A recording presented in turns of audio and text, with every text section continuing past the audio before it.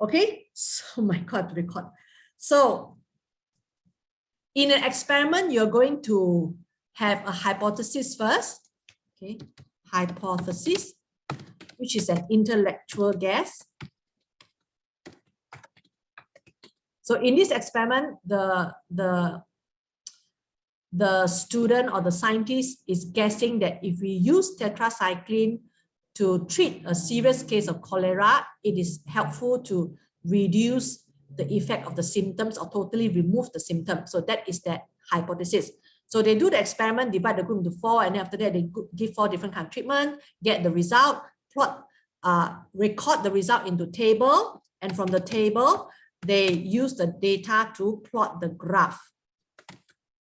So both the table and graph will show the result. So from the result, you have to conclude whether the result support or does not support the hypothesis, right? And then you have to use the results to explain how is it that the results support or does not support the hypothesis. So let's look at the data in the graph to do this kind of conclusion.